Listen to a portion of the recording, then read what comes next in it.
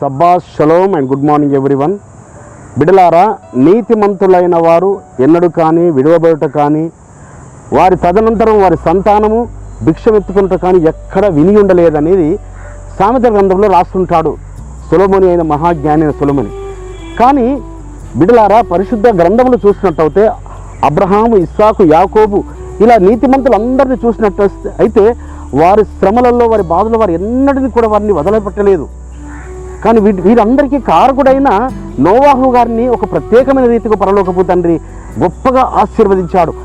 ఆ తరములో ఆయన ఒక్కడే నీతిమంతుగా కనబడినాడట. ఎవరు? నోవాహు గారు ఒక్కడే నీతిమంతుగా కనబడినాడట.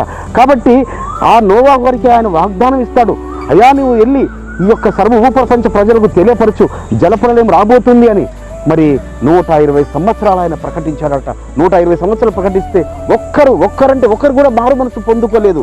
మరి ఇది మన కృపావాక్యము చూసినట్టు అయితే కీర్తన గ్రంథము 55వ అధ్యాయము 22వ వచనము, నీతిమంతులను ఆయన ఎన్నడూ కదలనీయడు. సో ఆ రీతిగా ఆయన కదలకుండా ఆయన ఉంటూ వస్తున్నాడు నీతిమంతుడైన నోవాహు. మరి తన 3 కుమారులకు మరి ఉపదేశించుకున్నాడు, తన 3 కోడళ్లకు ఉపదేశించుకున్నాడు.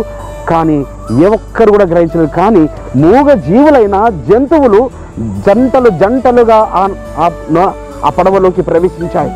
దూరం నుంచి ప్రజలంతా చూస్తున్నారు. వెర్రివాడు అనుకున్నారు నోవాహును. ఈ వెర్రివాడు ఎడారిలో ఏంటి ఈ పడవ నిర్మిస్తున్నాడు అనుకున్నారు.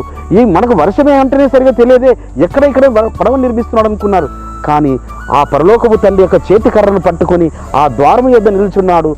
జంటలుగా పులి తన 2 పిల్లలను తీసుకొచ్చి ఆ యొక్క పడవలో చేర్చి అది అడవిలోకి వెళ్ళిపోయింది. సింహము ఈ రీతిగా ప్రతి జంతువు పవిత్రమైన జంతువులేమో 7 జతలుగా, అపవిత్రమైన జంతువులు 2 ఈ రీతిగా జతలుగా చేర్చబడ్డాయి.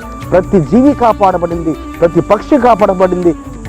మరి అఫ్కోర్స్ జలచరములు అయితే అది జల ప్రళయం కాబట్టి అవేమి చావలేదు. కానీ భూమి మీద ఉన్న సమస్త జీవకోటి యావత్తు కాపాడబడ్డాయి ఆ ఒక్క నీతిమంతుడైన నోవాహు గారిని బట్టి. అదేవిధంగా బిడ్డలారా, నీతిమంతులుగా నీవున్నావా? నిన్ను బట్టి అనేక కుటుంబాలు వర్ధిల్లుతాయి. నీవు అలనాడు నోవాహు గారు చేసినట్టు నీవు చేస్తూ వెళుతుండు, నువ్వు ప్రకటిస్తూ వెళుతుండు. నీ గ్రామంలోనా, నీ బంధువులలోనా, నీ స్నేహితులలోనా, నీ ఆఫీసులోనా నీవు నీతికి సత్యమునకు ఒక సాక్షి స్తంభంగా నిలబడు. నువ్వు ప్రకటించు. నువ్వు ఎన్నడూ కదలకుండా నిన్ను ఆయన స్థిరపరిచి ఆయన ఆశీర్వదిస్తాడు. అట్టి కృప పరమ తండ్రి మనందరికీ అనుగ్రహించును గాక. ప్రార్థన చేసుకుందాం. పరిశుద్ధమైన తండ్రి, అబ్రహాము, ఇస్సాకు, యాకోబుల ఎలోహిం, నీతిమంతులు మీరు ఎన్నడూ కదలనివ్వరని ఇచ్చిన గొప్ప వాగ్దానం బట్టి మీకు స్తోత్రములు చెల్లిస్తూ యెహోవా మెస్సే నామమున స్తుతించి ప్రార్థించి వేడుకుంటున్నాం పరమ తండ్రి. మన పరలోకపు తండ్రియు, మన రక్షకుడును, విమోచకుడును, నజరేయుడైన యెహోవా మెస్సే వారి దివ్య సముఖం నుంచి మీకు, మీ కుటుంబాలకు, మీ వంశాలకు శాంతి, సమాధానము, కృపయు మెండుగా కలుగునుగాక. ఆమేన్.